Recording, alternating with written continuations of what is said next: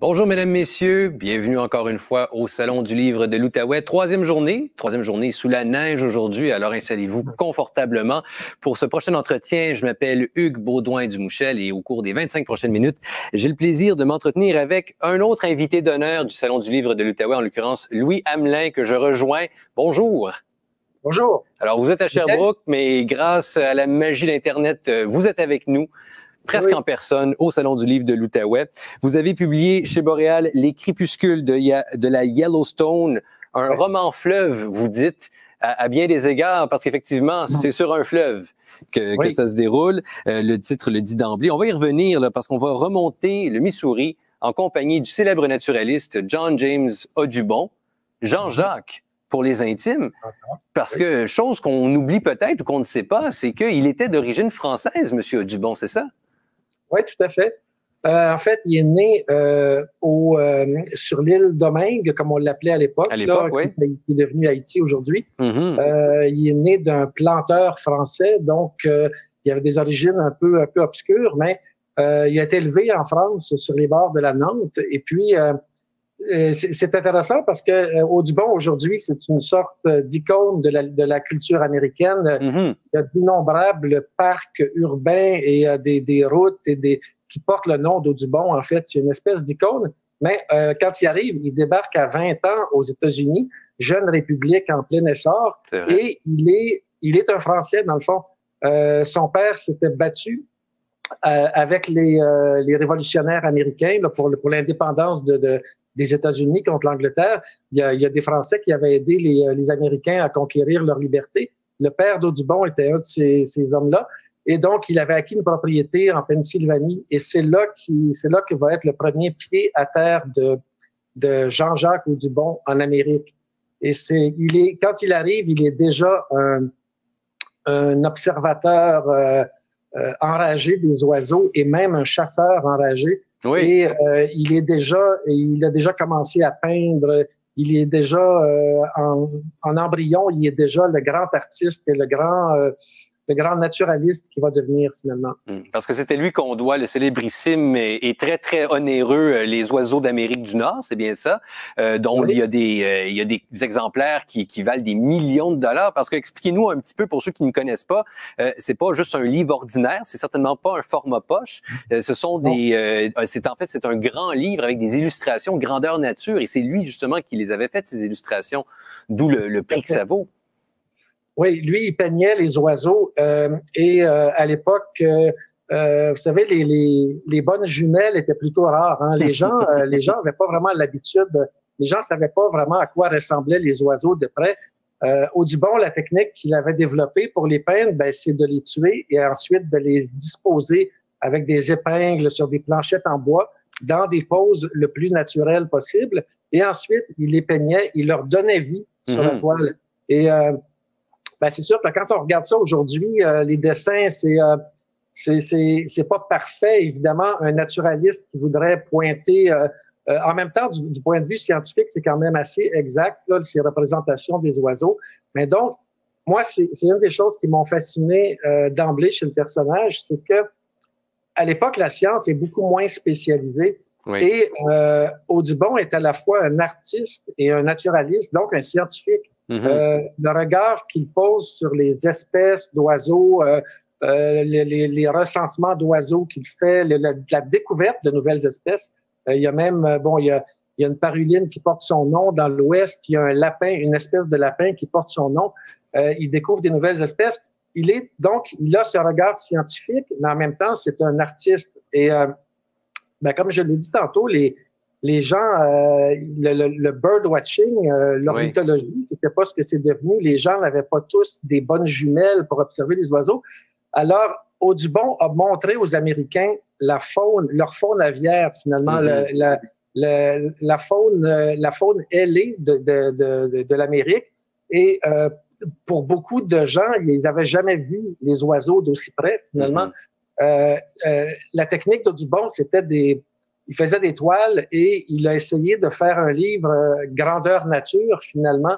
C'est-à-dire que le premier format qu'il appelait son format éléphant, c'est des c'est des espèces de grandes pages. C'était pas on était loin du livre de poche, c'était plutôt le contraire. C'était un très gros format. Il tenait à cette particularité-là, à peindre les oiseaux grandeur nature, et c'est ce qui fait que, par exemple, dans mon bureau, j'ai une reproduction d'un héron peint par Audubon, et le héron a la tête, a le cou complètement penché vers le bas. Ben ça, semble-t-il que c'était pour faire rentrer le héron dans son format, finalement. Ouais. Audubon, il y avait son format. Mais effectivement, donc, c'est un livre, c'est un des premiers grands ouvrages populaires de sciences naturelles, et c'est devenu un livre célèbre. Et le personnage est aussi célèbre, pas seulement pour le côté, je pense, artistique et scientifique, mais il y a le personnage Audubon aussi. C'est un écrivain. J'ai parlé du peintre et du naturaliste. C'est aussi un écrivain. Il a tenu d'abondants journaux de toutes ses expéditions. Et puis, c'est un personnage intéressant. C'est une espèce de romantique. Vous savez, il y a un peu à 20 ans, il est moi je l'ai appelé le Rastignac américain, c'est-à-dire le jeune homme qui débarque et qui veut conquérir finalement un espace, un continent. Et puis, il y a certaines contradictions en lui. Il y a des choses paradoxales chez lui aussi. Vous dites, c'est un naturaliste, il devait quand même chasser les oiseaux qu'il aimait. Ouais. Il y a beaucoup de contrastes chez Audubon. Du moins, c'est ce que j'ai retenu à la lecture de votre livre. Absolument. Et c'est d'ailleurs ce qui en fait un personnage si intéressant, à mon avis. Il y a des contradictions. Moi, avant même de faire toutes ces recherches-là sur son compte, je savais déjà que c'est quelqu'un qui tuait les oiseaux pour mieux les observer, si on veut. Et puis, ce paradoxe-là avait déjà été signalé. Maintenant, il faut se remettre en contexte.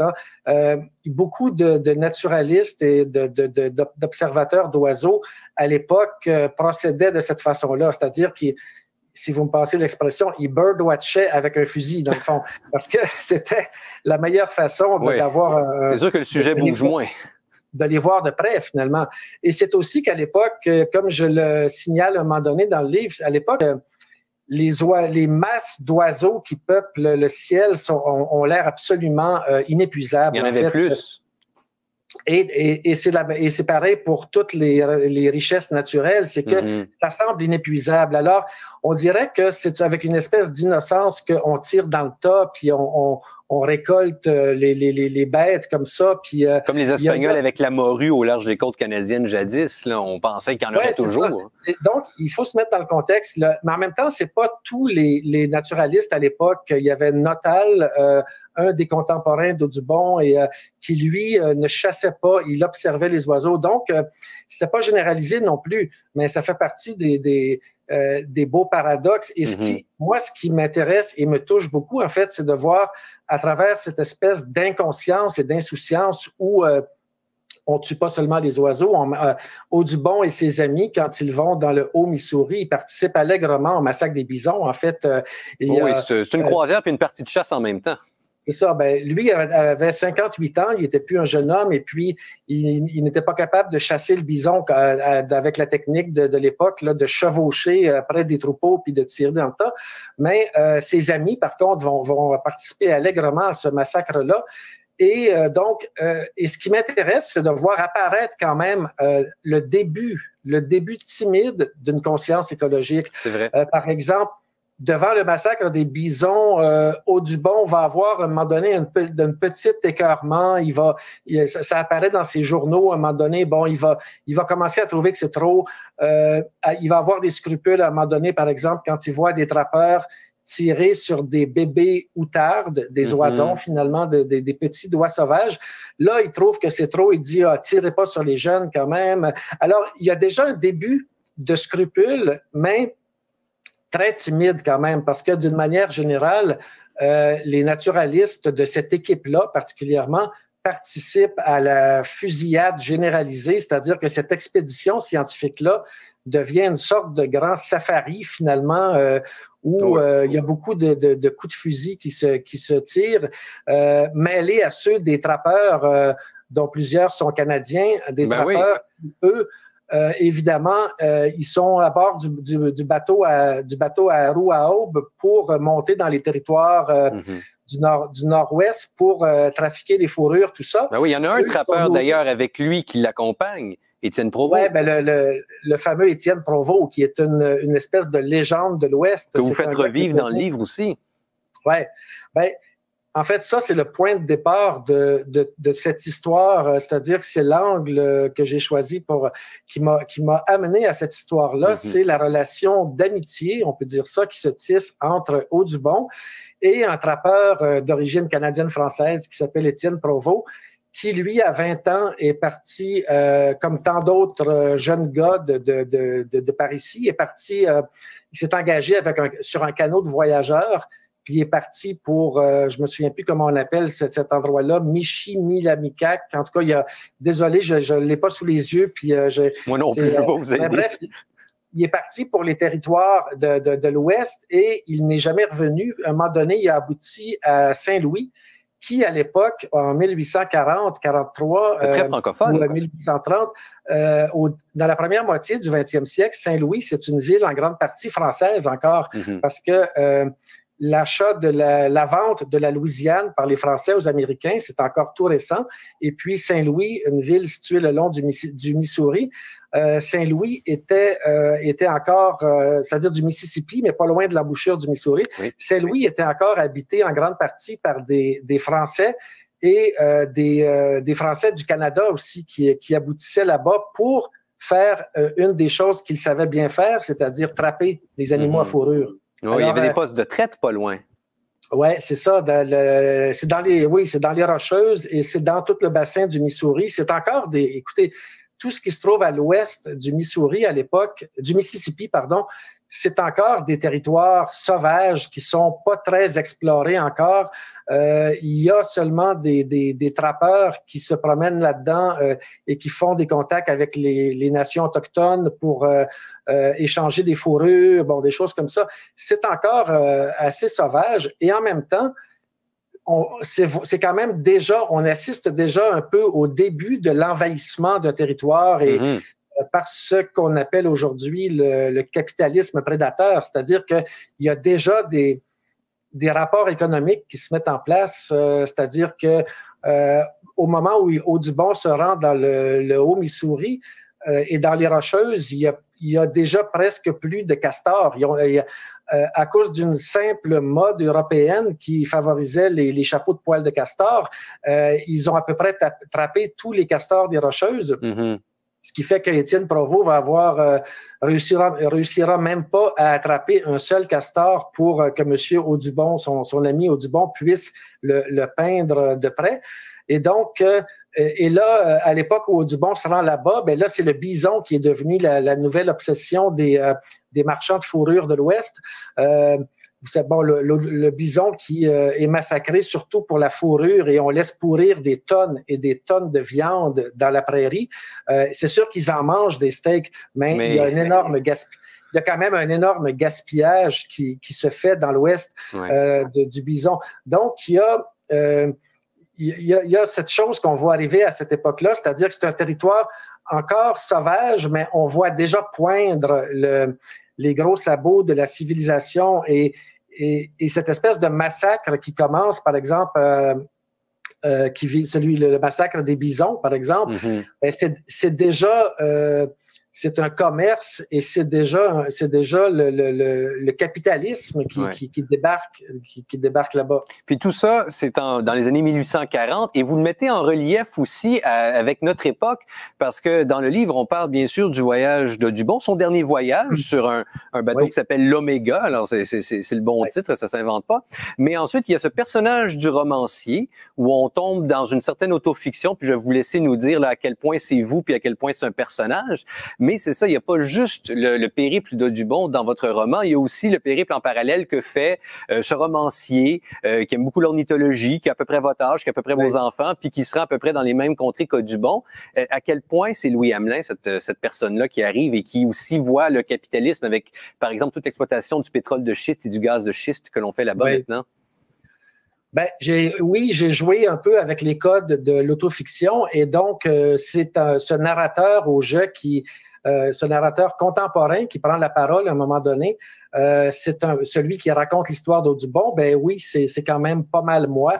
Je me suis amusé quand même à me mettre en scène sans trop de pudeur, je dois dire.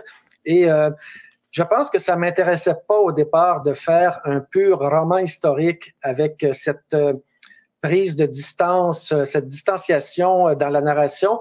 Moi, ce qui m'intéressait, c'est de raconter cette chose-là, mais de la mettre en parallèle avec notre monde d'aujourd'hui et de voir ce qui a changé et ce qui n'a pas changé. Et puis de voir l'évolution de nos rapports avec la nature. Ça, c'est un des fils conducteurs du roman. Qu'est-ce que vous constatez en termes d'évolution? Qu'est-ce que vous constatez en termes d'évolution?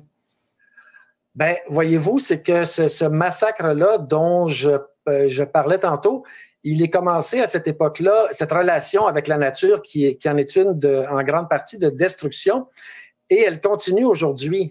Sauf que c'est un peu différent. Aujourd'hui, on chasse beaucoup moins, mais on détruit les habitats. Notre façon d'éradiquer la faune sauvage, c'est de détruire les habitats. Et là, il y a certaines espèces qui réussissent à s'adapter, comme les chevreuils, qui sont un peu partout, et certaines espèces d'oiseaux comme ça, mais il y en a beaucoup d'autres aussi qui reculent, qui disparaissent, comme le caribou des bois, par exemple. Alors, donc, il y a une chose qui n'a pas changé, c'est que notre rapport à la nature n'est pas encore très apaisé. Il repose encore beaucoup sur la prédation, sur la destruction.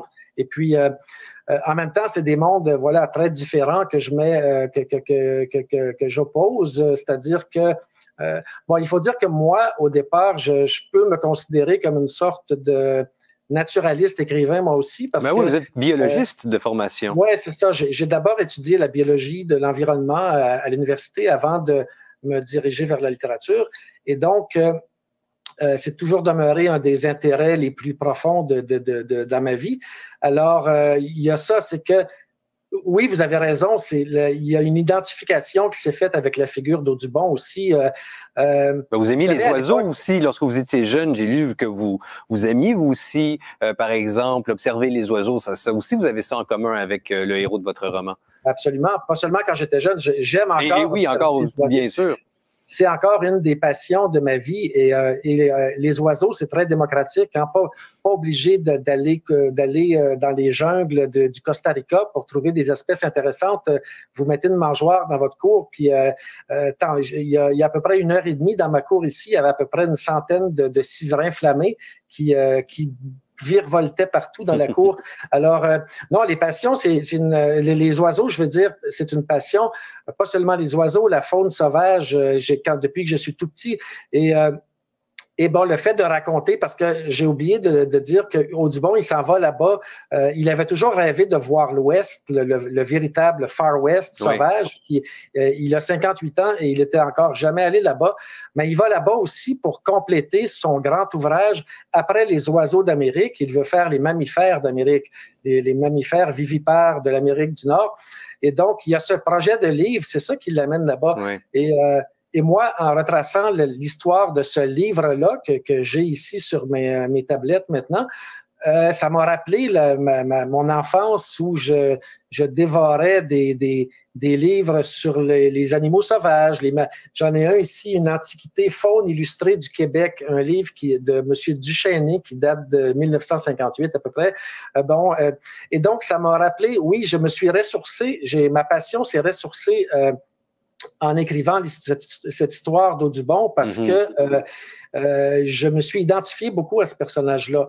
Et bien sûr, quand le Hamelin du livre, parce que je demeure un personnage comme un autre là-dedans, peut-être pas tout à fait comme un autre, mais enfin, quand le Hamelin du livre débarque dans le Haut-Missouri d'aujourd'hui, c'est-à-dire au Dakota du Nord et au Montana, dans ce pays mythique, là, la vallée de la Yellowstone qui prend sa source dans le parc national du même nom, le parc national très connu, Yellowstone.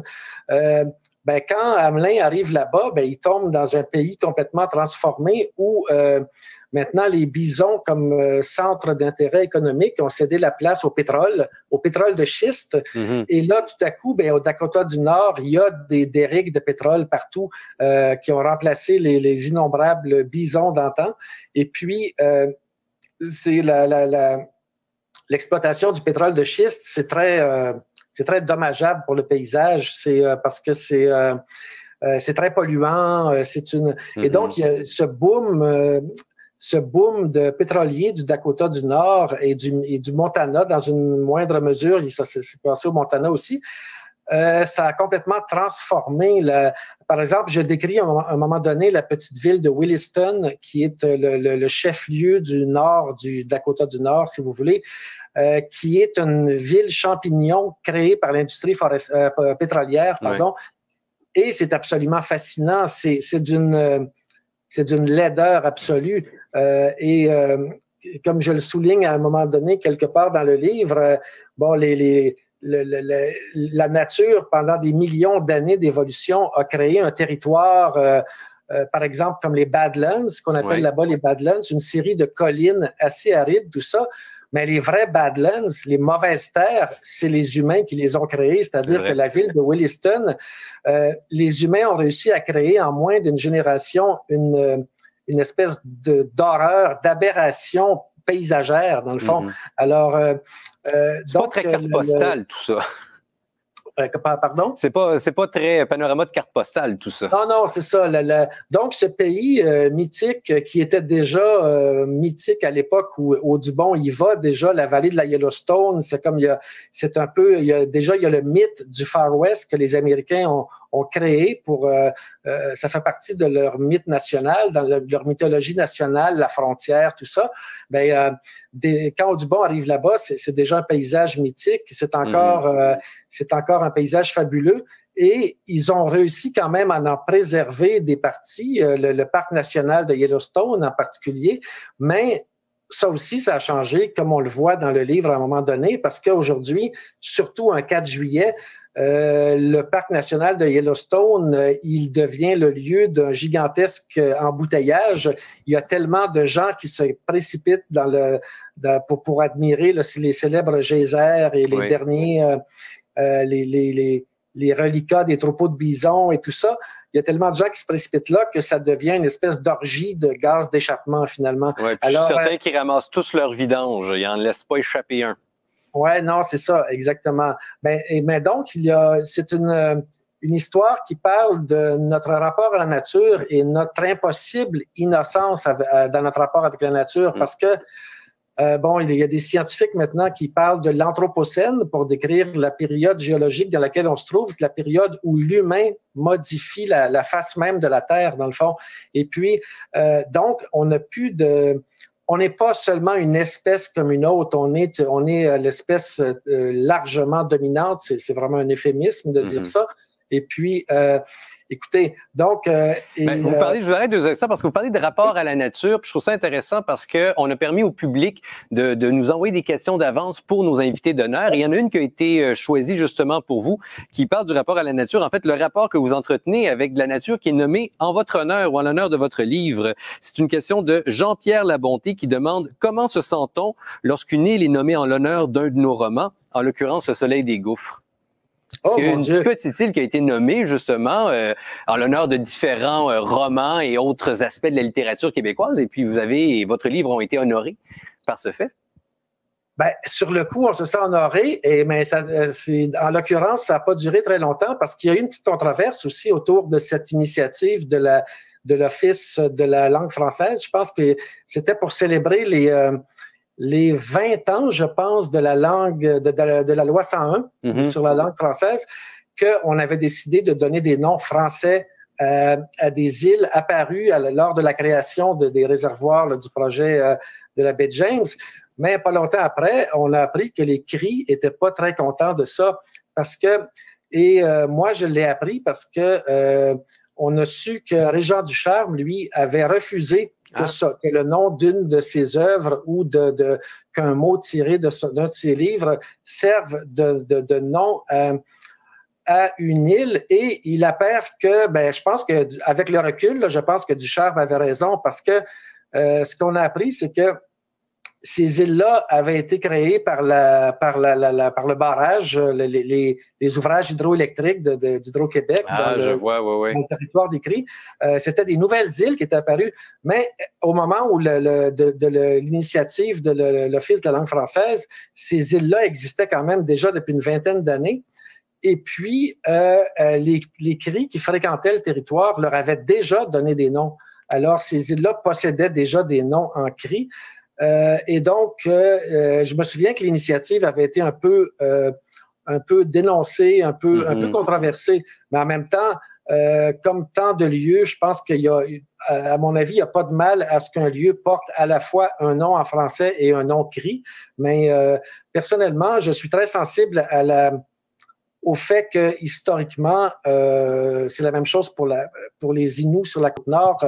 C'est les Inuits qui ont nommé tout le territoire, par exemple, de la Manicouagan. Mais aujourd'hui, ça existait avant qu'on vienne là, vous et moi, effectivement. Puis évidemment, ça avait des noms, carrément. Mais d'ailleurs, toute cette sensibilité-là, justement, on la voit un petit peu dans le roman, je vous dirais. Parce que, bon, évidemment, Dubon, c'est pas pour le disculper de quelque façon que ce soit, mais vous l'avez dit, c'était quelqu'un de son époque, évidemment. Mais il y avait ces relations-là qu'on entretenait avec les personnes autochtones des États-Unis à l'époque, qui n'étaient pas du tout les mêmes qu'aujourd'hui. Et ça, vous en parlez dans le roman d'une façon quand même assez directe, je pense, assez franche. Oui. Ben ça, on parlait des contradictions d'Audubon. Je pense que c'en est une. Disons qu'il y a eu une évolution dans son rapport avec les Premières Nations. Au début, quand il était lui-même une sorte de coureur des bois qui courait la forêt avec sa carabine d'une main et son pinceau de l'autre, pratiquement, il admirait pas mal les nations autochtones qu'il côtoyait. Il chassait avec les Shawnee à un moment donné dans quelque part dans le bassin de l'Ohio, et il trouvait que c'était des gens admirables. Il admirait leur liberté aussi. Mais déjà, quand il se rend dans le nord-ouest, dans le Haut-Missouri, en 1943, les nations autochtones sont déjà devenues en partie dépendantes de l'économie des Blancs. Dans le fond, le long du Missouri, il y a plusieurs nations qui attendent leur ration, finalement, que le bateau leur apporte, le cadeau du gouvernement. Et ça le déçoit. Mais cela dit, il avait les préjugés, comme vous l'avez dit, il avait les préjugés de son époque, et selon les critères d'aujourd'hui, il était raciste. Évidemment, oui. Il regardait les Autochtones, il les trouvait pas très propres, il les trouvait pas très invitants, tout ça. Mais ça, c'est des préjugés largement répandus à l'époque.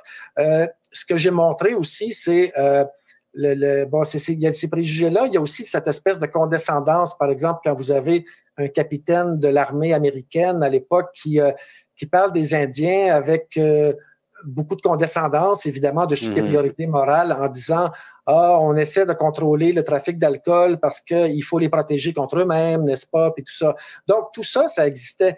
Mais parallèlement à ça, vous avez des gens comme Provost, comme Étienne Provost, qui, eux, étaient pas mal mieux intégrés au tissu social qui existait là-bas avant l'arrivée des Blancs, c'est-à-dire aux nations autochtones qui dominaient encore largement ce territoire-là. Mais des gens qui avaient pris le temps de connaître les personnes autochtones, justement, de comprendre leurs coutumes. Ils s'étaient mêlés. Puis c'est sûr que Provost, ces gens-là non plus n'avaient pas... c'est-à-dire que sur le plan du langage, ils pouvaient être sévères. C'était pas nécessairement des... Comment dire... eux, ils avaient des nations amies, mais ils avaient aussi des nations qui les aimaient pas trop parce que il y avait tous ces conflits-là entre les Premières Nations. Avant même l'intervention des Blancs, tous ces gens-là guerroyaient un peu contre les Sioux, contre les Mandants, puis des choses comme ça. Il y avait beaucoup d'escarmouches, tout ça. Et donc, mais finalement, oui, à l'époque, les gens qui sont les mieux intégrés aux nations autochtones ou enfin aux populations qui disséminées sur ce territoire-là, ben c'est les coureurs de bois en fait. Alors que les militaires américains qui débarquent et les premiers industriels qui débarquent ou les futurs industriels, en tout cas, sont moins... les anglophones, les anglo-saxons sont encore nouveaux dans ce territoire-là. Voilà ce que je veux dire, c'est que à l'époque, parce que toute cette partie-là, elle est située à l'ouest du Mississippi, qui est immense, c'est comme la moitié des États-Unis, territorialement, était encore espagnole il n'y a pas si longtemps avant. Toute la partie du sud, Nouveau-Mexique et compagnie, c'est espagnol. Et au nord, il y a des incursions des Anglais de la baie d'Hudson. Et il y a, il y a les Canadiens. Donc, c'est vraiment un cocktail linguistique, entre autres, là. Et les gens comme Provo, on servait souvent les trappeurs, les coureurs de bois tels que Provo, servaient d'interprètes aussi. Parce que ils pouvaient passer toute une année dans un village autochtone et il finissait par connaître la langue, évidemment. Donc, Étienne Provost, certainement un des personnages les plus importants du roman, aussi avec Jean-Jacques Audubon, ou John James maintenant, comme il a été connu, et des personnages, justement, qui valent la peine d'être connus, tout comme celui du romancier que vous êtes et que vous mettez en scène vous-même dans cet excellent roman, Les Crépuscules de la Yellowstone. C'est publié chez Boréal. Rapidement, parce qu'on a déjà dépassé notre temps, mais là, je regarde pour avoir une minute de plus. J'espère qu'ils vont me l'accorder. Je sais que c'était a priori une trilogie que vous vouliez faire. Vous aviez l'idée de faire des novellas. Finalement, vous avez fait un roman de plus de 300 pages. Est-ce que vous travaillez à d'autres romans inspirés des recherches que vous avez faites? Oui, je travaille à la suite. C'est vrai qu'au départ, c'est une trilogie parce que j'ai identifié, c'est comme par une coïncidence, je suis tombé sur 3 histoires finalement entre lesquelles j'ai fait un lien. C'est l'histoire de naturalistes américains ou anglo-saxons qui ont eu des amis canadiens-français, Audubon et Provost. Il y a Thoreau, le Taureau de Walden, qui lui s'était lié d'amitié avec un bûcheron canadien-français. Et après ça, il y aura Gréal, le fameux Gréal, qui a séjourné, le fait est peu connu, mais a séjourné au Québec. C'est même quand il vivait près de Cabano, au bord d'un petit lac, qui est devenu un auteur célèbre et conférencier recherché dans le monde entier. Et Gréal, quand il était au Québec, s'est lié d'amitié avec un jeune journaliste et futur romancier, Jean-Charles Harvey. Bon, alors, un autre lien avec le Québec. Ça va être super intéressant. J'ai hâte justement de lire la suite. Louis Hamelin, j'aurais pu vous poser encore, je pense qu'on aurait pu faire 2 heures avec vous. J'espère qu'on aura la chance de se rencontrer en personne au Salon du Livre, là, dans une édition en présentiel, pour reprendre le terme consacré. Merci encore, puis je vous souhaite un très beau salon.